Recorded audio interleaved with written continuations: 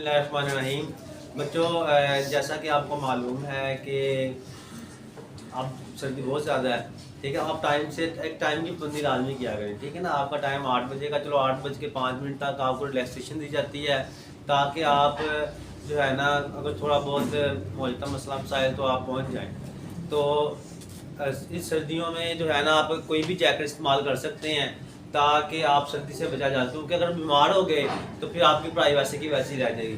آپ اسکول کا یونیفارم پہنیں، اس کے اوپر آپ دوسری جیکٹ پہن لیں، بلیک جو بھی آپ کے پاس ہے، تاکہ آپ جو ہے سردی سے محفوظ رہ سکیں۔ نہیں نا کچھ بچوں نے پہنی نہیں ہوئی جو ہے جرسی وغیرہ، نہ یونیفارم والی جرسی پہننا کوئی اور پہننی ہے، ٹھیک ہے۔ تو تمام بچے جو ہے یہ جرسی وغیرہ جو ہے لازمی پہن کے اور کیپ لے کے آیا کریں، ٹھیک ہے۔ جو بڑے بچے ہیں یہ دیکھو جیسے یہ عافیہ ہے، اس نے دو کیپ نہیں لیا ہوا، تو یہ تمام بچے جو ہیں کیپ لے کے آئیں تاکہ سردی سے محفوظ رہیں۔ بچہ آپ سردی سے محفوظ رہیں گے تو تب ہی جو ہے نا آپ جو ہے پڑھ سکیں گے۔ اگر آپ بیمار ہو گئے تو پھر آپ چھٹیاں کریں گے، آپ کی پڑھائی کا جو ہے حرج ہوگا۔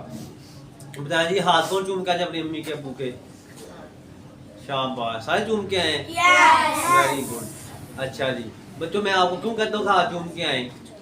تاکہ آپ کو دعائیں ملے اللہ جو ہے اپنے والدین کی۔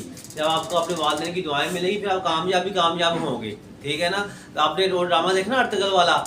کس نے ڈرامہ دیکھا ارطغرل والا؟ اور دیکھو جب وہ ارطغرل جاتا تھا جنگ کے لیے، ٹھیک ہے نا، تو اپنی امی کے ہاتھ چوم کے جاتا تھا، تو پھر وہ جنگ میں فتح اس کو نصیب ہوتی بھی، جیت کے آتا تھا۔ جب واپس آتا تھا جیت کے تب بھی اپنی امی کے اپنے ابو کے ہاتھ چومتا تھا، کیونکہ اسے پھر دعائیں ملتی تھی اپنی امی کی اور اپنے ابو کی، ٹھیک ہے نا۔ اب جب دعائیں لے کے جاتا تھا تو پھر اس کے ساتھ اللہ تبارک و تعالیٰ مدد فرماتا تھا اس کی، اس لیے وہ جو ہے ہر جنگ جیت کے آتا تھا۔ اس لیے میں کہتا ہوں آپ کو جب آپ گھر سے آئیں یا گھر میں جائیں تو گھر سے آنے سے پہلے اپنے والدین کو سلام کریں، گھر جا کے بھی اپنے امی ابو کو جو بھی گھر میں ہو سلام کریں۔ اس کے بعد آپ اپنی امی کے ابو کے ہاتھ چومیں تاکہ آپ کو ان کی دعائیں مل سکیں اور آپ کامیاب اور کامران ہو جائیں، ٹھیک ہے نا۔ اگر آپ کون چاہتا ہے کہ کامیاب ہو دنیا میں بھی آخرت میں بھی؟ سب بچے چاہتے ہیں۔ جب آپ سب بچے چاہتے ہیں کامیاب اور کامران ہوں تو پھر کیا آپ کو کرنا چاہیے؟ ان کی خدمت کرنی چاہیے، ان کا کہنا ماننا چاہیے، تبھی آپ کامیاب ہوں گے، ٹھیک ہے میرے بچوں۔ اب کون بچہ جو اپنے والدین کا کہنا مانے گا؟ شاباش، اپنے والدین کے کہنے کے ساتھ ساتھ اپنے ٹیچرز کا کہنا بھی ماننا ہے۔ یہ نہ ہو کہ آپ والدین کا کہنا مانتے نہیں، ٹیچر کا کام جو ہے کر کے آنا ہے، سبق یاد کرنا ہے، یا فلاں اپنے نماز پڑھنی ہے۔ نماز کسی نے پڑھی ہے آج نماز کسی نے پڑھی ہے؟ باقیوں نے کیوں نہیں پڑھی؟ تمام بچے نماز پڑھا کریں، ٹھیک ہے۔ میں آپ کو کل بھی بتایا تھا کہ نماز کی بہت زیادہ برکتیں ہیں بچوں۔ جب تک آپ نماز نہیں پڑھیں گے تب تک آپ جو ہے، کیونکہ نماز جو ہے مسلمان اور کافر میں فرق کرنے والی کیا چیز ہے؟ نماز۔ تو اب کون مسلمان ہے؟